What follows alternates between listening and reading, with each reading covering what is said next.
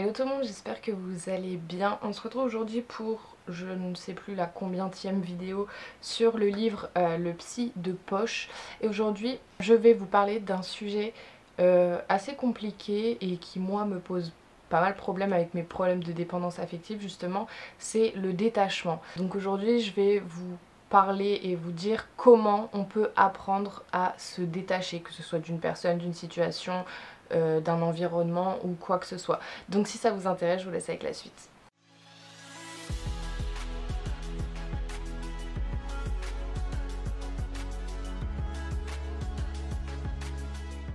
Ce qu'il faut savoir en tout premier lieu, c'est que quand on se détache du besoin d'être ce qu'on ne peut pas être, c'est-à-dire parfait, on découvre en fait tout ce qui nous reste. On découvre tout simplement notre nature humaine dans tout ce qu'il y a de plus beau et de plus splendide, mais de tout ce qu'il y a de plus simple en fait. On découvre notre bon fond, on découvre notre confiance, on découvre notre foi en nous-mêmes, etc. Quand on se détache vraiment de cette image parfaite qu'on veut renvoyer, de cette personne parfaite qu'on veut être, en fait il ne nous reste plus que le cœur de notre personnalité, qui est bon, qui est objectif et qui est responsable. Il nous reste aussi la conscience du fait que on peut commettre des erreurs et qu'on commet des erreurs dans tous les cas puisqu'on est humain et c'est normal de faire des erreurs, et que on éprouve des souffrances puisque c'est aussi humain et normal de souffrir, et souvent sans savoir pourquoi. Et ça peut paraître assez paradoxal, mais la meilleure façon de se détacher de quelque chose, de quelqu'un ou quoi, c'est de le faire avec amour. Il faut qu'on arrête de haïr et de combattre ce dont on essaye de se débarrasser en fait.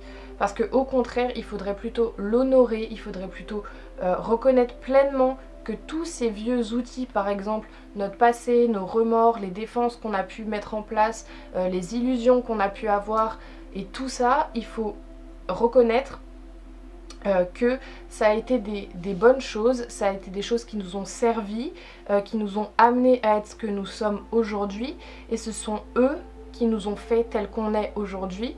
En fait, ils ont eu leur utilité à un moment donné et ça a été utile puisque dans tous les cas, on a survécu et on est encore là. Donc oui, ce sont des outils qui sont défectueux, qui ne sont plus utiles, qui ne marchent plus, certes, mais ce sont des outils quand même et ce sont des choses qui nous ont façonnés. Et ce qu'il faut se dire, c'est que là, maintenant, dans l'instant présent, il nous faut des outils qui sont neufs, des choses qui sont nouvelles, des nouveaux comportements, un nouvel environnement, des nouvelles personnes, peu importe. Il nous faut des outils qui sont neufs et qui sont plus performants pour continuer à devenir la personne qu'on est et pour continuer à évoluer et à être meilleur en fait. Et avant de se détacher de toutes ces choses qui en fait ne sont plus utiles pour nous dans le moment présent, il faut leur accorder le respect et le mérite qu'ils ont en fait de nous avoir amenés là où on est aujourd'hui. Parce que quand on haït une chose chez nous et qu'on essaye de s'en débarrasser par la force, par la haine, etc.,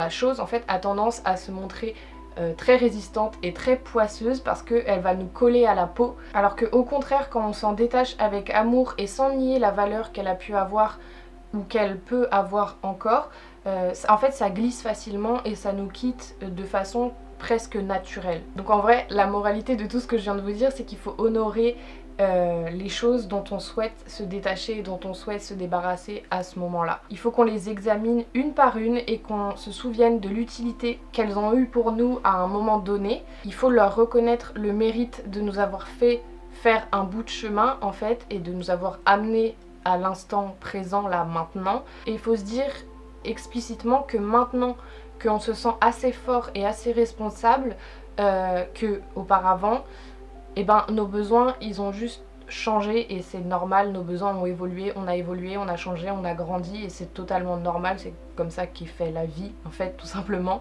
Parce qu'à chaque étape de notre développement et à chaque étape de notre évolution dans notre vie, on doit se détacher et aller de l'avant. Et je suis pas en train de vous dire que on n'a plus besoin de rien, de ce qu'on avait dans le passé, etc.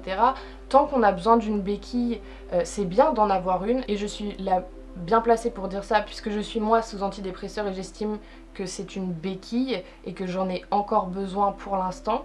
Donc tant qu'on a besoin d'une béquille, c'est bien d'en avoir une à portée de main, mais quand elle devient inutile, on peut la ranger, on peut s'en débarrasser avec douceur et avec amour. Et en fait, plus on va développer l'estime de nous-mêmes et notre confiance en soi, plus on va pouvoir mettre des béquilles au placard petit à petit.